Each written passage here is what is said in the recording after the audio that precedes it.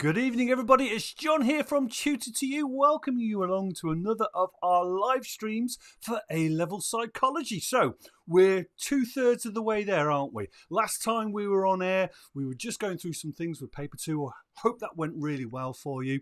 Tonight, we're going to concentrate on Paper 3. Let me tell you what we're going to be doing. We've got 2 sessions. We've got one tonight and one tomorrow. Tonight, we've got a revision blast, a quick 30-minute or so quick fire revision activities aimed at issues and debates. That's what we're doing tonight. And then tomorrow, we're having our exam clinic, whereby you'll be able to ask any questions that you want to Anne and Lara, who are with me tonight. Good evening, both. Hello, good evening. If we keep the chat window tonight, please, to just answers to our questions, and then any questions you've got for Anne and Laura about Paper 3, do join us again tomorrow night. Quick reminder, the PowerPoint that we're about to use will be available for download pretty much as soon as this live stream finishes. We're recording this, so of course you can look through it again. Anybody watching us on replay, welcome to you too. Okay, I think we might be ready. Shall we get cracking, guys? Let's do it. Here we go. Okay, guys, so we're starting off with a multiple choice. So answers in the chat box when you're ready. So we've got, in what debate would you use the term ethnocentrism? Is it A, culture bias, or is it B, gender bias? So where would we use ethnocentrism? A or B? What are we thinking?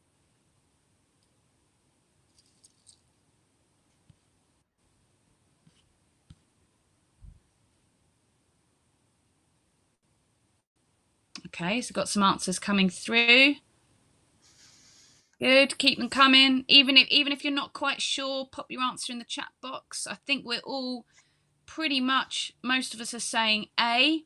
So if we reveal the answer, it is A. Can anybody in the chat box tell me what the term would be that we'd use for gender bias. It's not ethnocentrism. It begins with an A. Can anybody remember that key term for gender bias? What's that called?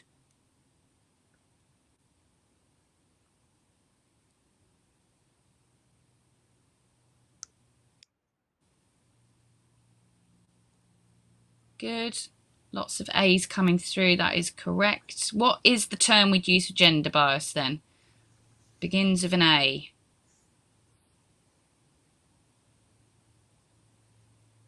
Yeah.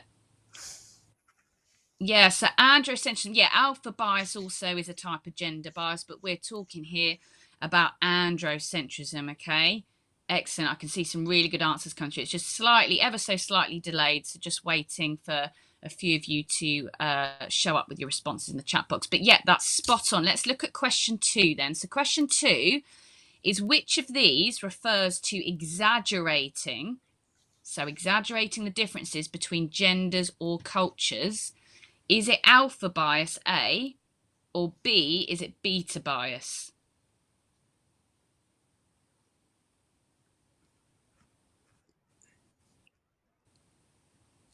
So A or B, answers in the chat box when you're ready. What one do we think is the correct answer here? So yep, Charlotte's saying A. Good, well done, Freya, Kira, Evie, Bernie, yep, so you're all saying A, yeah. And I think if you're sitting there thinking, God, I'm really not sure, or I tend to get this muddled up, what I want you to remember with this is, think of exaggerating as big. So big, think of as alpha male or alpha female is big. Yeah, so it's always making it bigger, exaggerating. Whereas beta is minimizing the difference between the genders or cultures. Okay, it's just a nice way to kind of differentiate them so you don't get them muddled in the exam. Okay, let's look at number 3 then. So which term refers to the assumption that our behaviours are determined by internal or external forces, but we can have some influence on them? Is that an example of soft determinism for A, or is it B, hard determinism?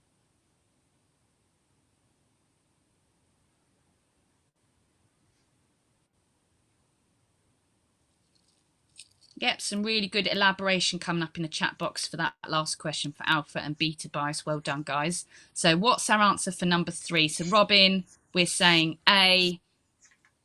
Any other answers coming through? Yeah, we've got a lot of A's. You guys are on fire tonight. Yeah, so let's reveal the answer. It is soft determinism. Remember, soft determinism is the idea, and it's appreciating the idea that, you know, our behaviours can be determined by internal and external forces, but there is room for us to have some influence over them, okay? Some concept of free will within that, okay? So that's why it's called soft. Excellent. Well done, guys. Spot on. Okay, which is a good example of the influence of nature? Again, this is a debate that students often get muddled with the examples. So do we think the example of nature is A, which is OCD and genetics, or do we think it's B, phobias and learning? Okay, so Cody, you're saying A. Anybody else?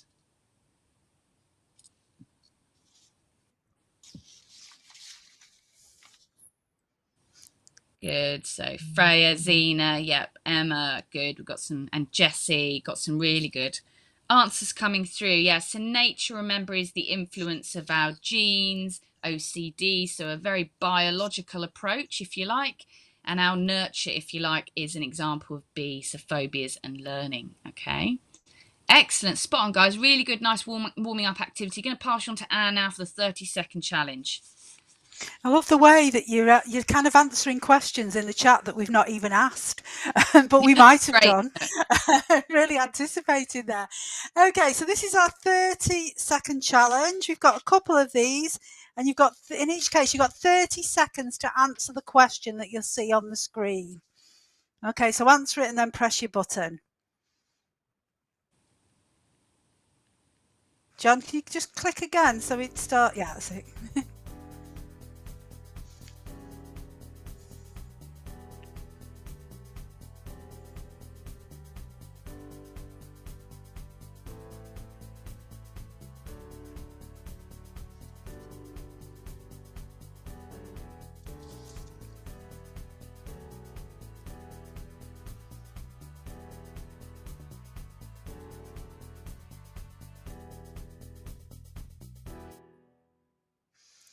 Okay, we've got a little bit of a lag still, I think.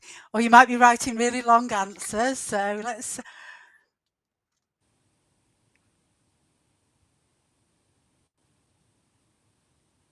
Yeah, you're all kind of...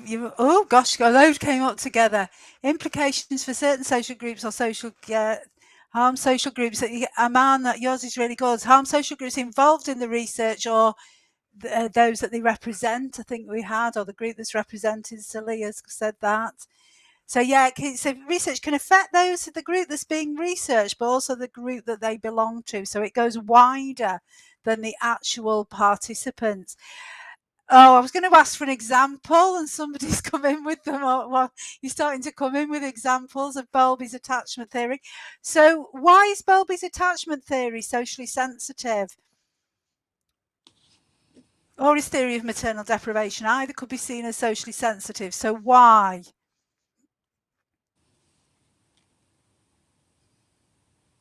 Because my next question was to ask for an example, but I want to know why it's socially sensitive. Because it is a good example to use. Yeah, so can lead to stereotypes. That can be a social consequence of certain research, can't it? Favour. Yeah. Yes, coming in with my answer. Yes, it's blaming the mother, isn't it, for everything that goes wrong with the child. It places a lot of responsibility. Means that they, if they're working mothers, that they might not work. It can have economic implications, couldn't it? Okay, so it is a good example that you can use to illustrate this idea of socially sensitive research. Okay, so brilliant. Oh yes, he neglects the role of fathers and sees them as not being as good. Excellent. Okay, so let's move on to the next one. This is a hard one. So name 4 aspects of socially sensitive research. These came from Sieber and Stanley. If you can't get all 4, just stick 1 or 2 in.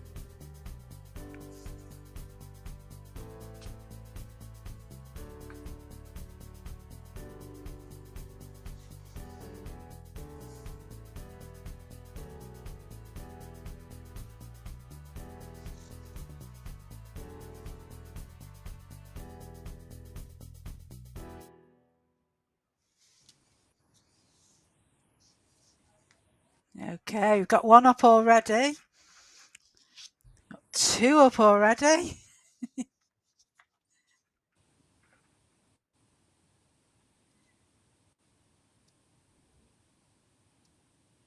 Methodology.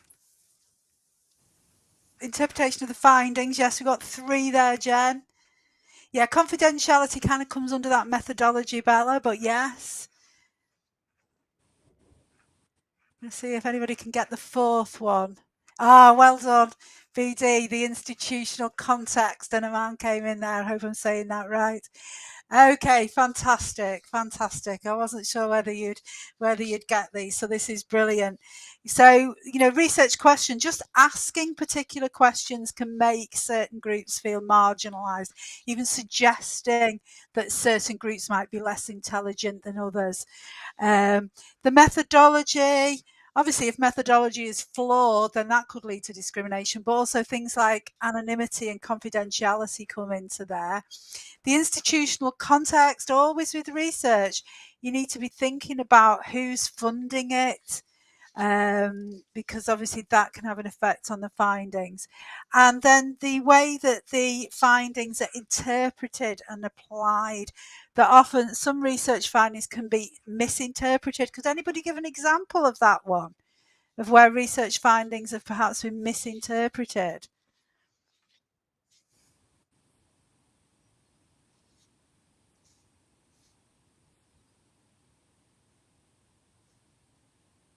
In a negative way,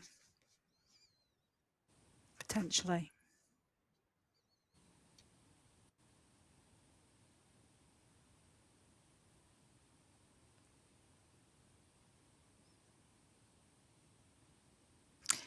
going to just hang it. I don't know whether it's a lag or whether you don't know the answer. So I'm going to hand over to Laura. But, you know, often the example of intelligence tests is used there.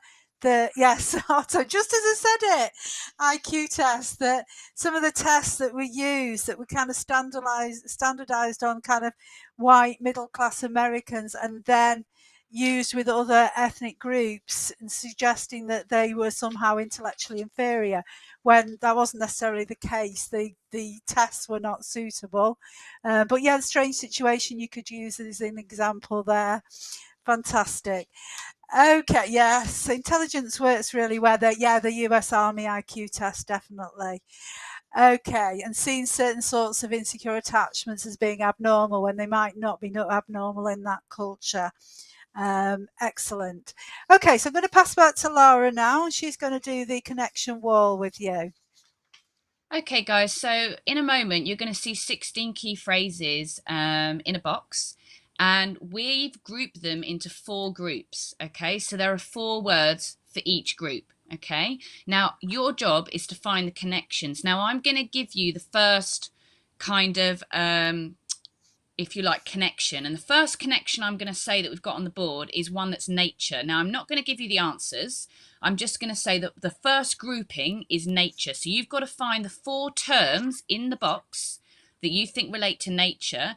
And then your job next is to try and find the other 3 groupings and what their grouping's about. Okay. And obviously this is just issues and debates. Okay. So answers in the chat box when you're ready. This is a bit tough, but I'm confident that you guys will be able to do it. So like I said, the first one is nature. So try and tease out the words that you think relate to nature on the nature side of the nature-nurture debate.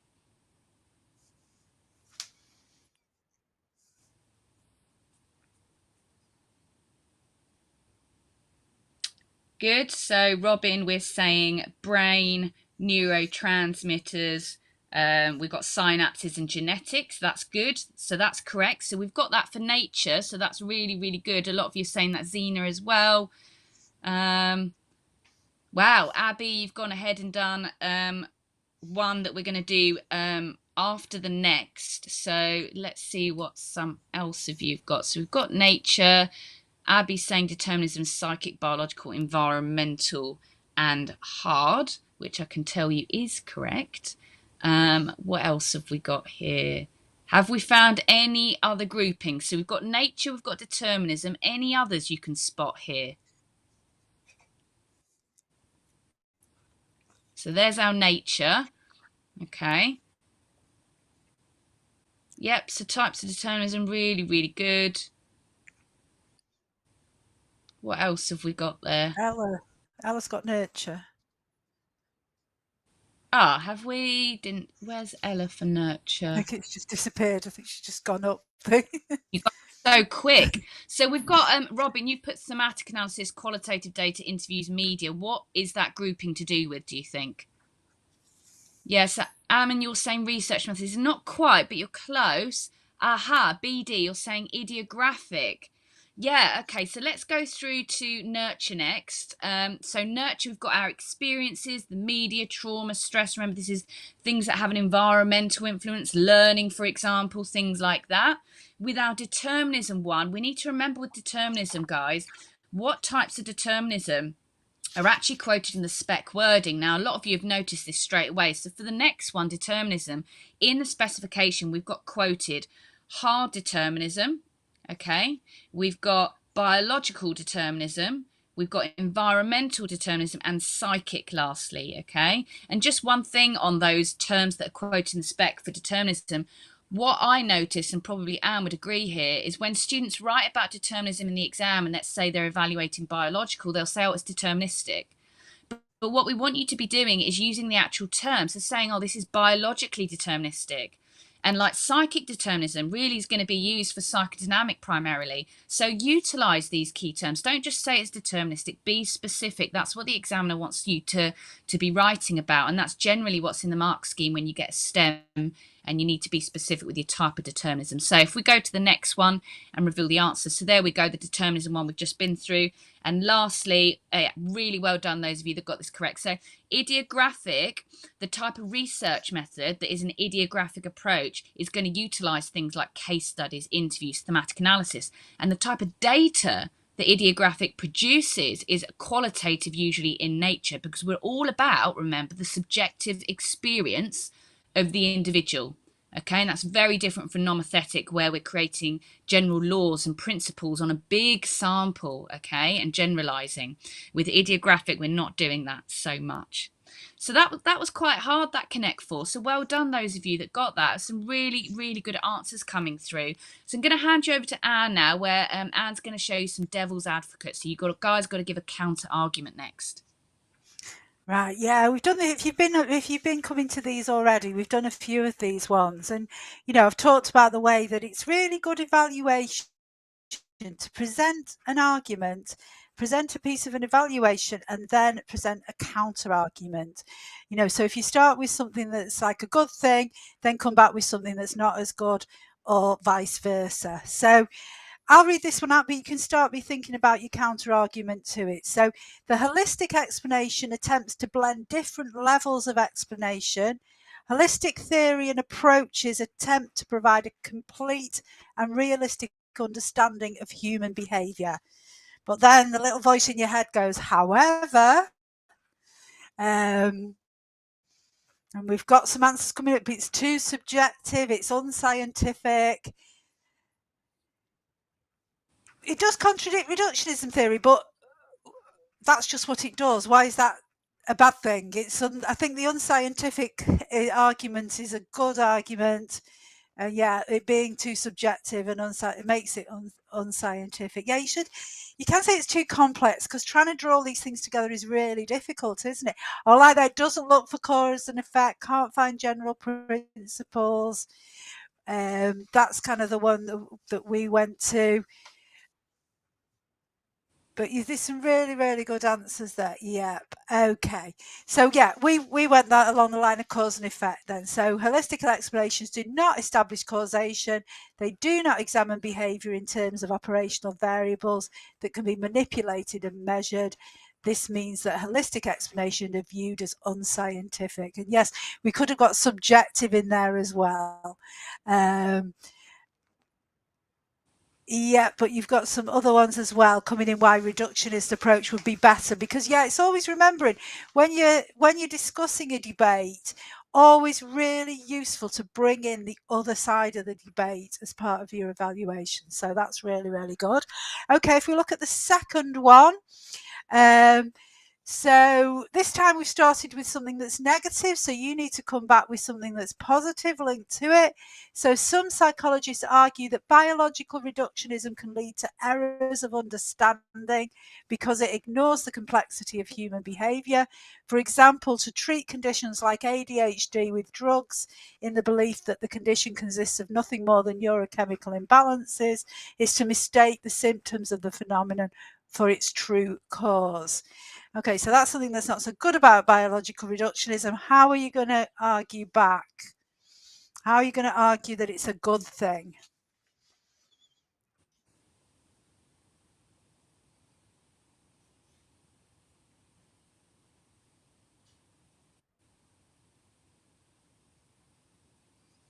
And if it's scientific, what does that allow us to do? Because obviously if this was evaluation, can you link this in with treating conditions?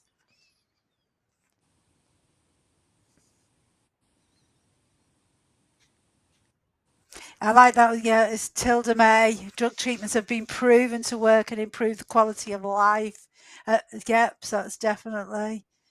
Yep, and Alana, you've coming in with the treatments there, sticking with the treatments and how they've helped people stay out of hospital, and it works. Yep, some really good points about drug treatments there. Fantastic.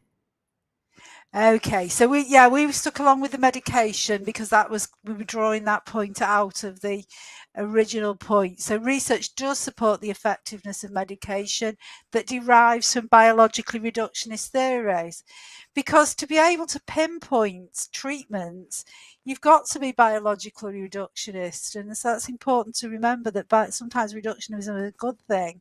Often it's used just as this kind of drop-in evaluation point that something's reductionist, implying that means it's automatically bad, and that isn't the case.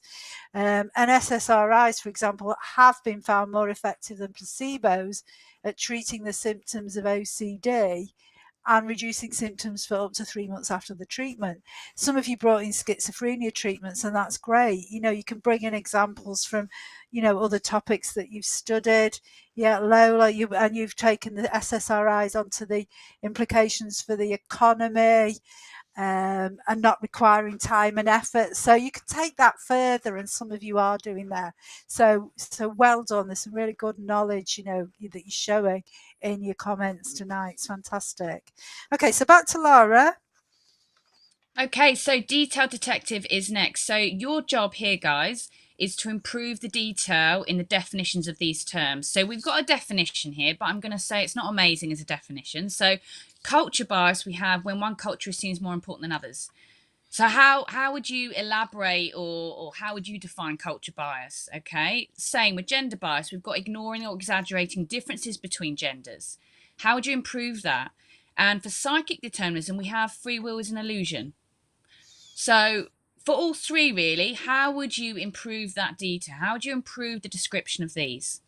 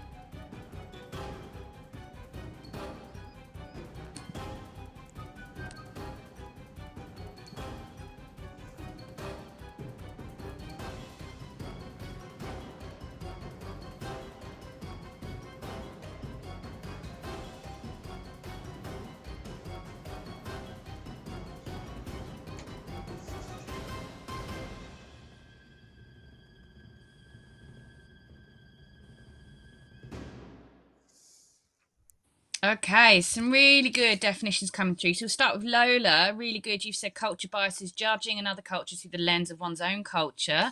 That's really good. And BD, following that, we've got psychic determinism here. Behavior is driven by our unconscious motives and desires. That's very, very good. And then we've got one for gender bias. So Livy, you're saying is when differences between genders are either over or underestimated. Yeah, that's correct. And we've got key terms that we've already been through today for those exaggerations and minimizations, if you like. Yeah, destiny, when men and women aren't represented accurately in research. Yeah, okay, that's good. What else have we got here? So many good answers. Yep, Abby, focusing on one gender leading to potentially inaccurate conclusions. Good. Ella, we're saying a psychological piece of research may offer a view that doesn't represent the experience of men and women, threatening universality. Excellent. We're using a key term there. And universality, just to remind you, is quoted in the spec. Okay, so it's a really nice word to kind of bring in there. So let's go through culture bias and see what we've got first. So for culture bias, we've obviously said when one culture is seen as more important than others. But if we're going to improve that, we'd say, a culture bias is the tendency. What is it? It's the tendency to judge people in terms of one's own cultural assumptions. Okay. And in terms of gender bias, yep, that's correct. We can ignore or exaggerate differences, which we know is alpha and beta respectively. But if we were going to give a bit more detail there for that actual definition, we'd say a gender bias is the differential treatment and or representation of males and females. And that's based on stereotypes and not really on real differences. Okay, so it's quite a nice definition there to take away. And lastly, psychic determinism. We've put here free will is an illusion, but okay, that's fine, but it doesn't actually tell us what psychic determinism actually is. And we need to remember that this claims that human behavior is the result of childhood experiences and innate drives. So things like our id, ego, superego, as in Freud's model of psychological development. Okay, so some really, really good answers there and key terms that you've all included really, really well. Yeah, Evie, really, really well done there. Yes, psychic determinism commonly used within the psychodynamic theories and sees behavior governed by unconscious drives and motives. Yeah, another really, really good answer there. Spot on. Well done. I like the phrase governed by. Yeah, it's great, isn't it? Yeah, that's really good. Okay, then. So, news headlines, then, missing words. So, you're going to see some information here, a little sort of statement, and one of the words is blacked out, and you need to work out what that word is. So, culturally biased research can have significant real world effects by, for example, amplifying and validating damaging what? What word fits in the gap?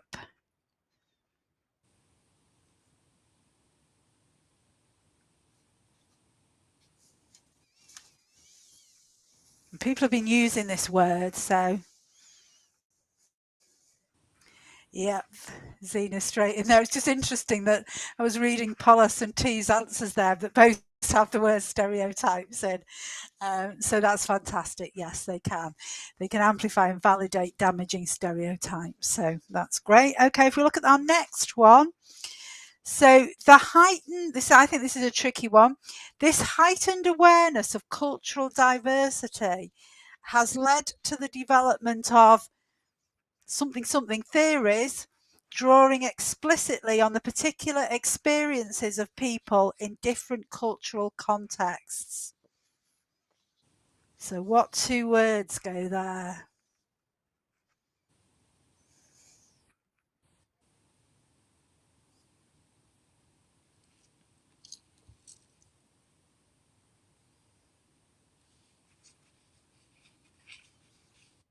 No.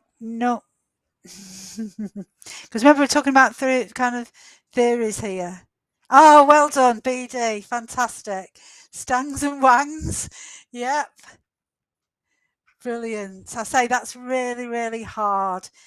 Okay, so that's kind of indigenous means, sort of developed by the people within that culture, rather than us kind of imposing our theories onto these cultures. So that's fantastic. Brilliant. Lovely little phrase there. Okay, so a way to reduce gender bias is to take a something which attempts to restore the imbalance in both psychological theories and research. That something is actually two words. As it sort of implies it's one there, but it actually is two words. So think about what kind of theories have tried to redress the balance. Not named on the specification. These are just kind of extra things that you can use as part of your evaluation. So don't worry if you haven't learnt it. It really doesn't matter. Yeah, but you need something in front of perspective. What kind of perspective? You could use perspective, but there we go. Stangs and wangs. Jess coming in there with feminist approach, feminist psychology, feminist perspective. They would all work. Okay, so that has tried to attempt to restore the imbalance by looking at it more, from a female point of view. Yes. Okay, and then we've got this one. Okay, so this one might be a little bit easier. So it's important to remember that sometimes the gender bias can work against males as well as females, as sometimes alpha bias theories heighten the value of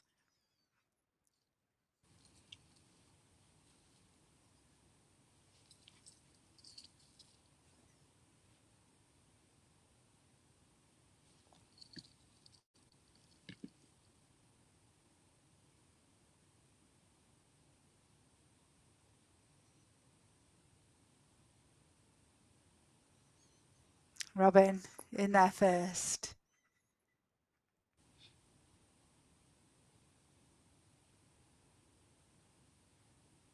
Fantastic. Fantastic. Okay, and if we go to the next news headline. So, in psychopathology, docs. In psychopathology, many psychologists argue that both a genetic predisposition and an appropriate environmental trigger are required for a psychological disorder to develop. This is set out in the... Actually, kind of got 3 words here. Eastrocentrist. That's a nice word. That's a nice word. Yeah, I like that one.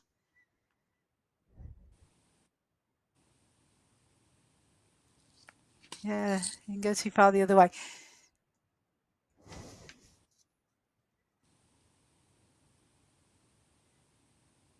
So, yes.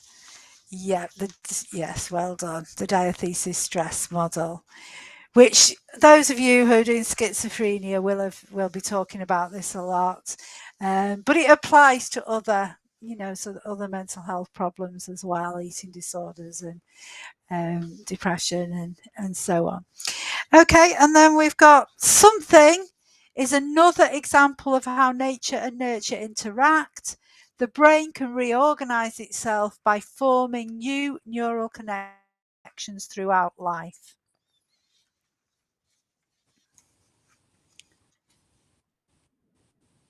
Yeah, the diathesis stress model is an example of the interactionist approach, but this is another second example we're going to look at here. Because it's good to have some of these kind of up your sleeve to include in essays. Especially things that you've studied from somewhere in a different part of the spec.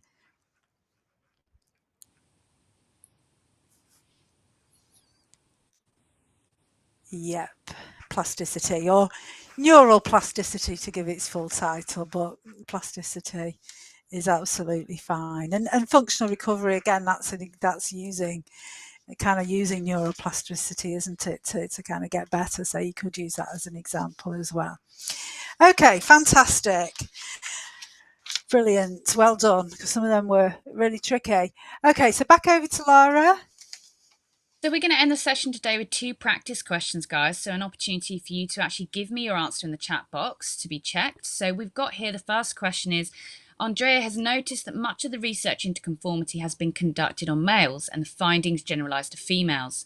She is concerned about this gender bias and decides to conduct a conformity study using only female participants. However, her psychology tutor says that this is not the best way to avoid gender bias. So for 2 marks, you've got to use your knowledge of gender bias to explain why Andrea's tutor says this is not the best way to avoid gender bias. So answers in the chat box, guys. When you're ready, it's 2 marks. So is this a good way to avoid gender bias? Think about that.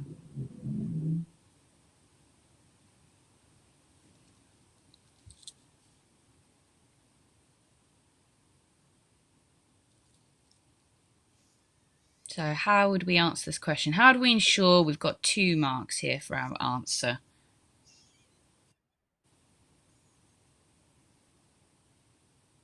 Yep, so remember you're answering the question of, explaining why Andrea's tutor says it's not the best way to avoid gender bias. Why is it not the best way? Yeah, so Ella, the research won't be able to be generalised to males.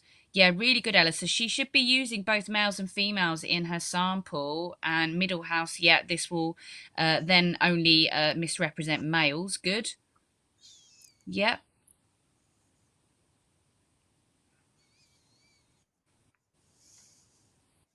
Good.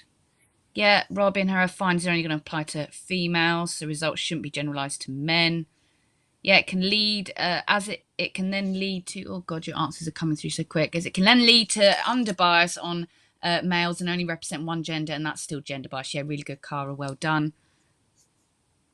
Yeah, I think we're getting the idea here that obviously Okay, she's trying to avoid gender bias and she knows that the research primarily was done on males, but the answer isn't then just to do research on females, it's to do it on both, isn't it? Yeah. So our suggestive answer on the board here, if you see, is if Andrea wants to avoid gender bias, then she needs to include a diverse sample.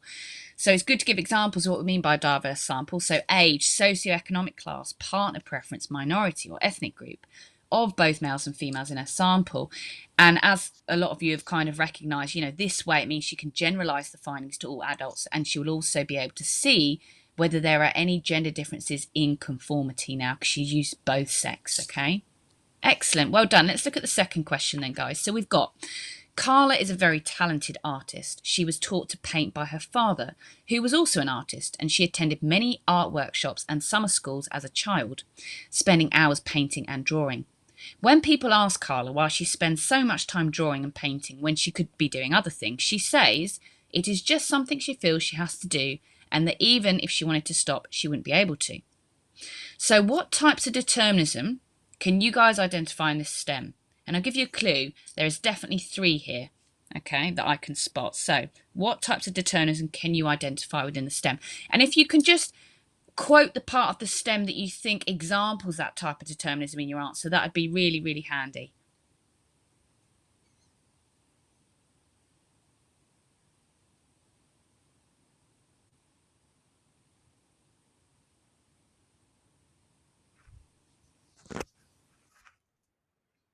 Okay, so we've got some types of determinism coming through, but what I want to see from you guys is what part of the STEM that links to. So we've got, where are we? God, that went really quickly. Abby, you said biological, inherited by father. That's really good.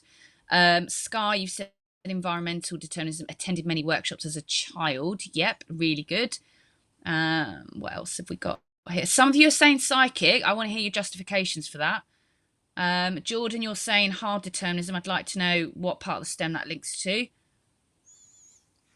And Saliha, we're saying hard determinism because she's stating that she has no control over her behaviour of spending time drawing and painting. That's really good. Really good. Well done. Yeah, Robin again. Yeah, attended many art workshops and summer schools. Yeah, spot on. Yeah, so if we look at the marks, if we look at the suggestive answer here, we've got biological determinism. Carla's father is also a talented artist. So again, when we're giving our term, make sure you're quoting the STEM in that meaningful way to example it. Environmental, we've got, she's learning, watching her father, but also we've got vicarious reinforcement, positive reinforcement, and of course we can say she's attending art workshops, summer schools as a child. She's spending the time in her own time painting, drawing. That's also environmental. Hard determinism. Yeah, some of you said psychic, and I think you're probably trying to donate it to this part of the STEM, but there's nothing really here that suggests it's coming from an unconscious drive or motive. So I'd say this is definitely more liking to hard determinism kind of link, if you like. So again, it's the idea that internal or external forces are outside of our control and that we don't have any free will. And obviously that's the case there because she feels she has to draw and paint, as it says in the STEM, and she couldn't stop even if she wanted to. So really, really good effort there, guys, on that last 2 exam questions, and really, really impressed. And you should be, feeling good about issues and debates. I know obviously we've only covered one topic in paper 3, which is obviously the compulsory topic, issues and debates. But as John said at the start, tomorrow for our exam clinic is an opportunity to ask myself and Anne questions on your other 3 topics. And obviously centres choose different topics, and we'll be able to answer your questions on those tomorrow evening. You've said everything, Laura, that I was about to say, I think, there. So thank you for that. And thank you, of course, to everybody who has put their answers in tonight. I'm not really a psychology specialist, but I was reading some of those and just thinking how stunning and how outstanding some of them are. I hope your revision is going as well as your answers have been suggesting. Brilliant stuff. Laura's mentioned about tomorrow night, so do join us again with your questions ready about anything to do with paper 3, the issues and debates, or the other topics. Don't forget that the PowerPoint that we've been using will be available as soon as we've finished this live stream. This has also been recorded. If you could give us a thumbs up in YouTube, that helps us get our message out there to other students. So we'd be really grateful if that's the case, if you found it useful.